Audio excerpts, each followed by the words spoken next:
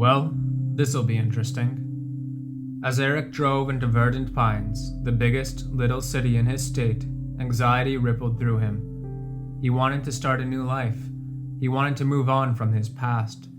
He dreamt that he could be more than what he was. He planned on visiting the city to accumulate any ideas he could to see what future potentials were in store for him. He thought that there was no better place to go to gather himself than a city big enough to feel lost in and yet still small enough to have that sense of serenity and order. It was precisely what he needed. Eric was in his mid-20s. He'd worked in bars most of his life back in his hometown, but he always had a knack for writing, an ear for music, and an eye for art. He was strong and solid, but not in an overbearing manner. He had his father's square jaw, but also his mother's round yet almond-like hazel eyes. His hair was wavy and dark, and he always had a bit of stubble on his chin and cheeks. He had many flings in his teens and early 20s, but he'd grown bored with the one-night stands and short affairs that were the standard fare for his relationships. He wanted to build something for himself, for someone else, to begin anew. Verdant Pines really was a charming place, and if he were to sincerely find his love somewhere, his raison d'être, he had no doubt that he could find it there, or at least get his start there. As he passed buildings of varying color with small shops, he had an intuitive feeling that he needed to explore. He parked his car and started walking the streets. It was a veritable wonderland of inspiration and new beginnings. Trees spotted the sidewalk, fall leaves were strewn about the ground, and a cool wind with an aromatic smell of natural detritus permeated the air through a breeze. It was, at once, a vibrant array of sensory stimuli and a tranquil setting of renewal. Of course, as a matter of luck, he passed by a little bookstore called Henry's. The store's bay window had the newest and most popular books displayed, situated on cast-iron stands that held them up, all upon a small, faux Persian rug. Enamored with books, he entered the store. A little bell rang as he opened the old wooden door, stepping through the portal, ensuring that he didn't trip over the lip of the entranceway.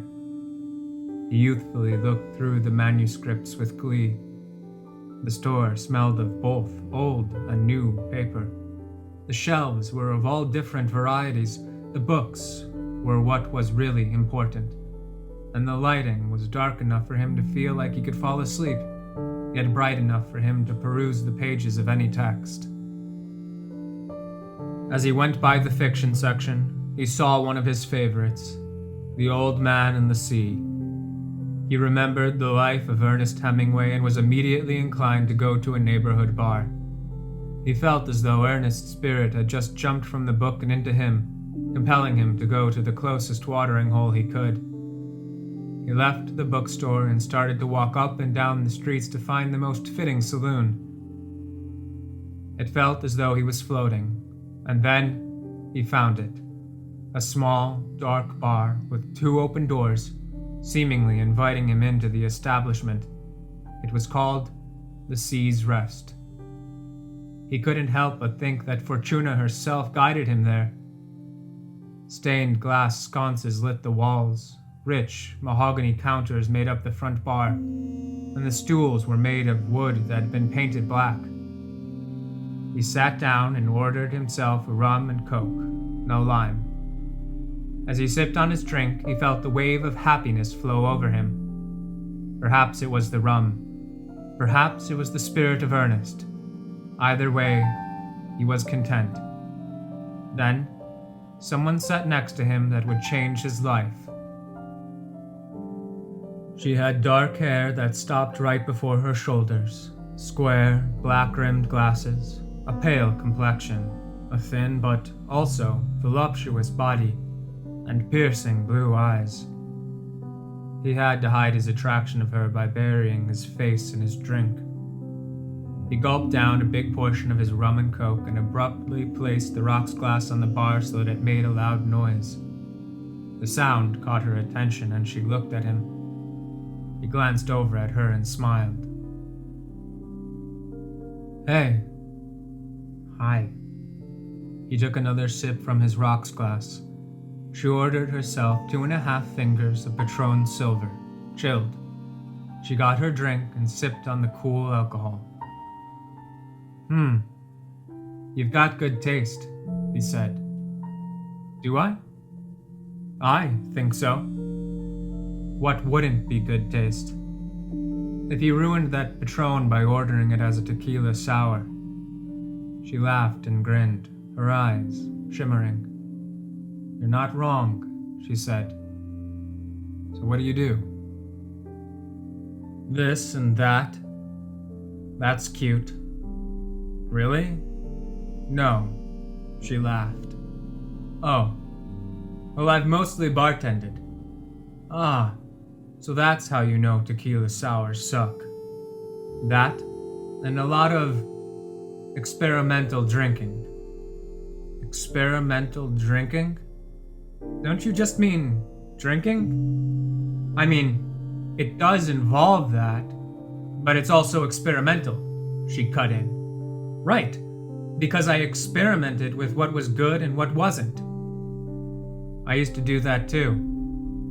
I just called it drinking. They both laughed. Like two souls swimming through an ocean, these two happened to find each other, instantly feeling right in the other's company. Eric thought it was weird. Was this just Ernest's spirit guiding him, helping him through his life, helping him find out where he was supposed to go? Maybe, but it ultimately didn't matter. He just accepted it and went with the motion of the waves. What are you doing here? She asked him. I'm finding something. What? I'm finding my purpose. Your purpose? Is that not enough? That's a pretty abstract thing to be looking for, here, in this town, in this bar. Yeah, well, I figured this was just the right place to do that. Here? She laughed so loud that everyone around her looked at what she was doing. She put her head down. He quietly chuckled at her response. Don't laugh at me, she said in a hushed manner. I found your reaction funny. It wasn't. I thought it was. She let out an audible sigh. Look, what are you here for? Really? I want to make something of myself. And you needed to come to Verdant Pines to do that? It's so nice here. Why wouldn't I? Because there's nothing here. You're here. They both went quiet. He looked down at his rum and coke.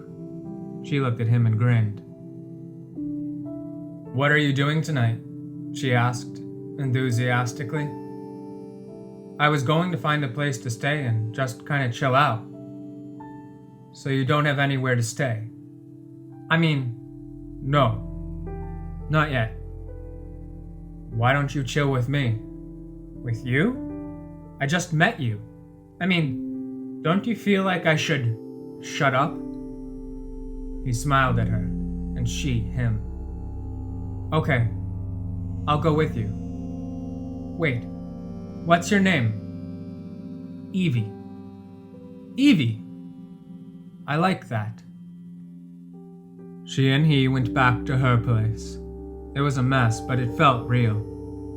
It was a 2-room apartment with 1 bathroom. She had a black leather jacket on, took it off, and threw it on her bed. Eric had been in situations like this before, but this time it felt different. He didn't want to rush things. He didn't want to waste what Providence had provided him. He was nervous, for the first time, with a woman. Look, I don't want to... To what? She sat down on a chair in the corner of her room and started to take off her boots. Look, I've been around. I don't want to... Get your head out of the gutter. Really? Yeah, I offered you a place to stay, not a free pass to get into my pants. So I have to pay for that? She smiled. Yeah, and it's very expensive, so you'd better be worth something. I'm not a millionaire. And I'm not a whore. What do you mean? I don't like men just because they're rich. Then what do you like men for? They have to be attractive to me. Attractive? Yeah, they have to intrigue me, physically and mentally. Mentally? She stood up and walked over to her fridge, grabbed a Miller Lite, popped it open with a lighter, and took a swig. Are you smart? I mean, I'm not a genius. That's not what I asked. Smart how? What can you do? I can write. I know how to bartend. I'm decent with my hands, so you can make things. I guess I can. Then make me something. Now? Yeah. What? Do you want me to just click my fingers and pop something into reality from thin air? She scowled, furrowing her eyebrows. Don't be like that. Look, you want a purpose. You want to do something with your life. You came here for meaning. Here's some meaning. Life is difficult. It's cruel. And if you really want something in this world, you have to work your ass off for it. He looked down. Don't do that. What am I supposed to do? I don't feel good enough. Not yet, you're not. So why am I here? For me? For you? What are you? What is this place? What am I? That's up to you to figure out. He let out a loud sigh. It's up to me. It's up to me. Don't go crazy. No, you're right. It's up to me. So what are you going to do? I'm going to make you something. I'm going to show you that I love you and that your love is right for me, that you can make me better and I can be there for you. Good. What are you? I'm me. And what is this place? This is where it all begins. Perfect. There was a moment of silence. Both Evie and Eric stared at each other for several moments. Eric could feel his heartbeat skip, and for a second, he thought he was going to die, but, to his surprise, he was still standing. Evie. She looked at him and smiled. Not an over-expressive smile, nor a sorrowful smile either, but a slight grin, like Leonardo da Vinci's Mona Lisa. Eric knew she was his one, but before she would embrace him, he had to show that his word was true, that he was true, that his love was real. So, where am I supposed to sleep? There's a couch there. She pointed over to the corner of the room. He grinned. He wasn't disappointed. He was ready to begin his life. He was ready to love. Truly love. It'd been several months since that night. Several months since he'd left Evie. He'd found a place a few hundred miles outside of Verdant Pines called Hushed River. He'd begun working as a bartender again. It was a useful job where he was able to get acquainted with everyone else in the town. He'd labored day in and day out without much of a break, saving up as much as he could, buying as little as he needed. He required enough money to start his project, to start working on his gift for Evie. She preoccupied his mind every night and kept him focused every day. He was going to make something for her, for she was what inspired the good in him. Through his efforts, he'd saved up $10,000 and had lost nearly 40 pounds. He was ready to begin his work. He bought a small, empty lot of land in town and began leveling and clearing the property. He did hours of research at his neighborhood library to learn, alone, how to set up his foundation, but there was still more for him to do. He took up a job with a local carpenter and continued to study for the other third of his day, every day. Out of everyone in the carpentry shop, Eric was the most valued worker. This didn't sit well with some of the other carpenters, but Eric didn't care. He wanted to learn. He wanted to achieve. He wanted to do everything he could to prove his love to Evie. Every day, he poured out his sweat over the saw, the sander, the drill, the hammer, the whittle, and every other tool in the shop to perfect his craft, learning the workings of every piece of equipment. At night, he dove into books on carpentry, physics, and geometry to hone his grasp on the nature of working and building with wood to help it maintain its structure, even under duress. After several more months of non-stop work, Eric had not only saved up more money, but he'd learned enough to begin construction on Evie's gift. Every night now, instead of working, he built their home and library, all while under the stars. And then, in the morning, he woke up and went to his job, sometimes as a carpenter, sometimes as a bartender. He planned every detail of the house, down to where the books would be shelved and how many he could store. He knew the first book he wanted to put on the shelf for the two of them, the same book that led him to Evie, The Old Man and the Sea. He wanted everything to be perfect for her. One night, fog had rolled in around his property.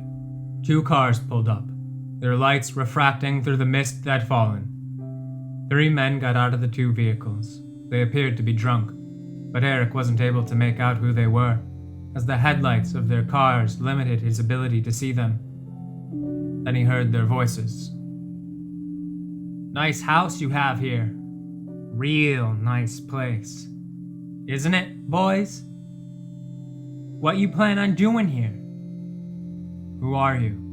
Eric asked, warily. "What? You don't recognize us?"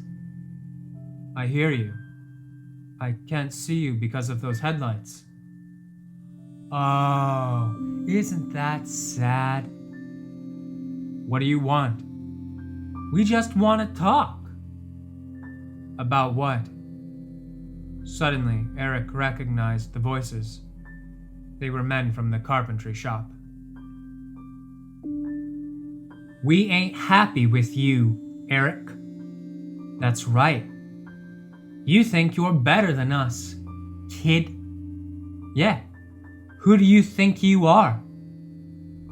"You're Mark's favorite, but you're just using him, and we know it." They were aggrieved with Eric. He'd become Mark's, the master carpenter's, favorite apprentice. In the short time that Eric worked for him, he'd quickly become a journeyman and expert. Though not every worker took issue with this, now, he was certain at least 3 definitely did. "I just want to do good, guys. You hear that, boys? He just wants to do good." "You've done enough good, Eric. You've done enough good proving how much better you are than the rest of us." They had become envious of him. They reviled the fact that, through pure work ethic and the strength of his dream, he'd been inspirited to achieve his goal, while they merely meandered to and from work to reap their daily dole. "Get him, boys!" They roared at Eric and charged him. They pummeled, hit, and beat him to the ground. One-on-one, Eric may have been able to take any of them, but as a group, he couldn't do anything. Dread entered his heart, and he feared he'd never see Evie again. He didn't fight back.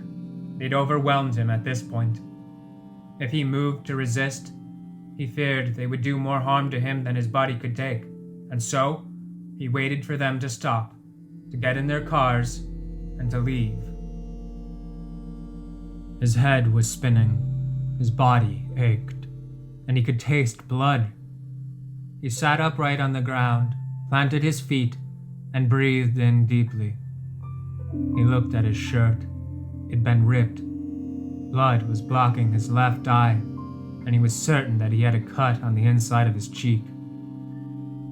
He knew he couldn't stay where he was, and he also knew that he was in no condition to drive anywhere. So he picked himself up, literally dusted himself off, and started walking. In the dark and alone, he trekked all the way to the sheriff's office. "Hey, do you mind helping me out?" he said as he walked through the office door, nearly ready to collapse from exhaustion. "What happened, Eric?" "I was attacked, Ron." "Attacked? By what? Who?" "By some guys." "Where?" "My property." "Holy shit. Did you get a look at who they were?" "Yeah, I know who they are." "What do you want to do about this?" "Let me rest here for the night. Let me recoup. Then, we're going after them in the morning." "You gonna be ready?" "Yeah." In the morning, he awoke. His head was throbbing, but he didn't care. He looked at Ron and asked him for some Advil. He swallowed them with a sip of water and was ready to begin. It was John, Michael, and Jack. "Are you sure?" "I'm certain." "Okay, let's go." Ron and Eric got in the service vehicle. They silently drove to their hangout. Neither of them said a word. They knew what they had to do. When Ron arrived at their location, he called in for backup, but told them to remain quiet as they approached. Ron and Eric got out of the service vehicle. Ron checked his weapon and ensured that, if he needed to use it, it was ready. Eric looked at him, giving him a nod. Ron stepped up to the crew's yard. "Jack, John, Michael, it's time for you to get out here." Eric could see rustling inside the house, and then the three of them stepped out the front door. "What do you want, Ron?"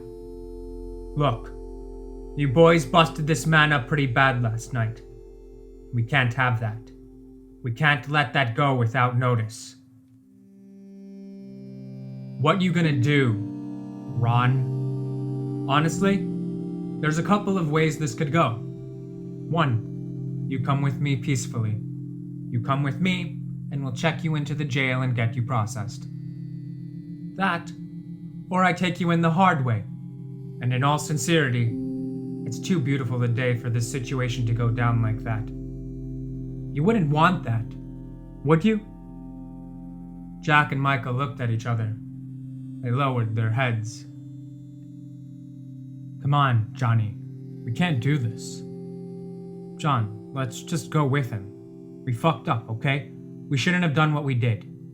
"Screw yous. You're not worth your salt. You want to fuck with me? Let's go." John started to charge at Ron, but he was quick to draw. In a moment, John fell to the ground. One shot, and he was done. Ron looked at him. John had been taken up by his own rage, by his own inability to reconcile reality in spite of his desires. "You okay, John?" "What the fuck, Ron?"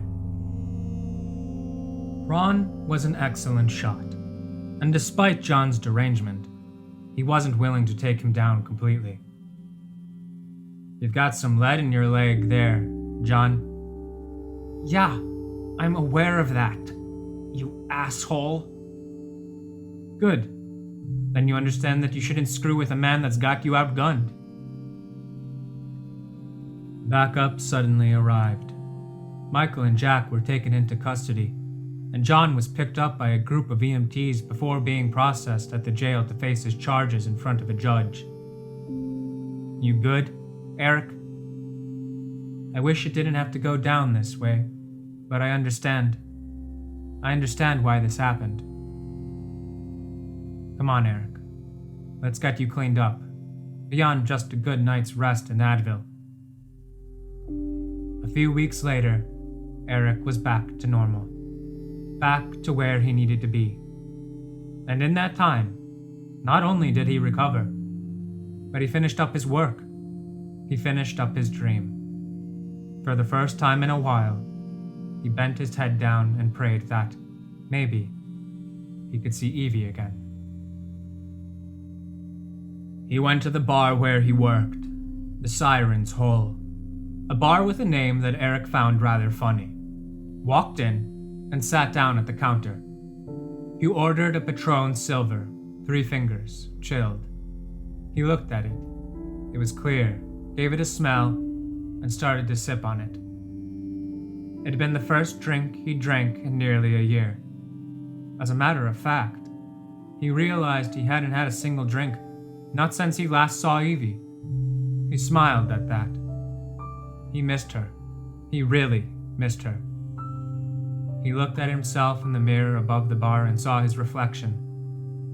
He hadn't shaved for at least a year either, and the stubble on his face had turned into a full-fledged beard. He bet himself that Evie would have made fun of him for his look. What are you here for, Eric? I'm just thinking.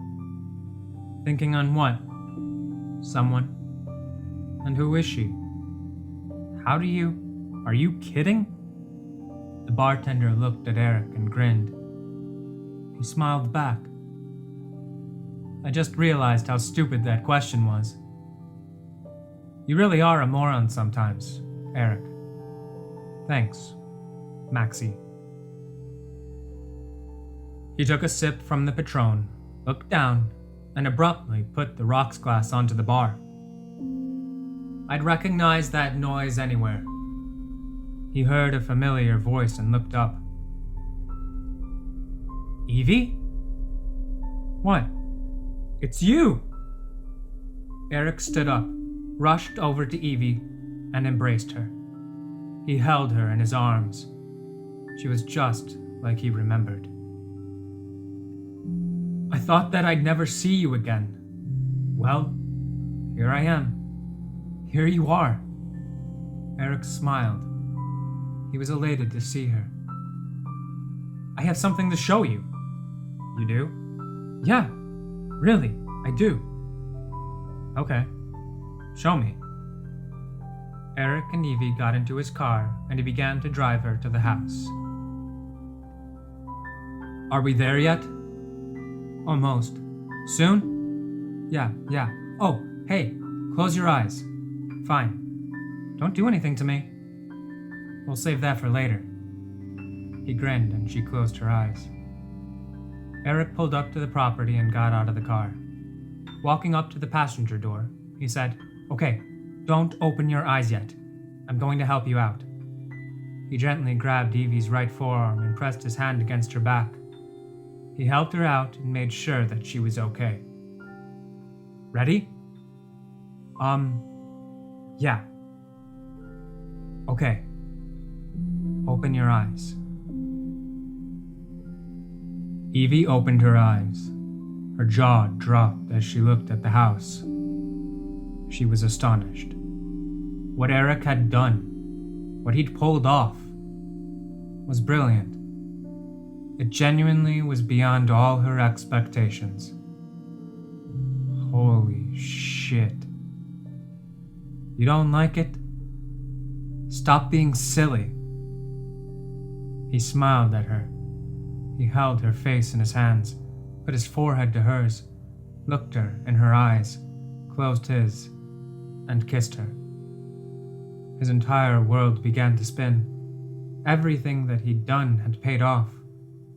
He truly saw fireworks. He opened his eyes and looked at her smiling face. The world around her became a blur. She was the center of his universe. Her blue eyes were 2 pools of wonder that he'd gladly be swallowed up by. Don't you want to know how I found you? She asked. Nah. No? Why? Because you're here. Because you're with me. I don't need a reason to know how you got here. That you're here is enough. I love you. I'll always love you. They kissed one more time, looked on the house that he'd built, and knew that they loved each other, knew that they were one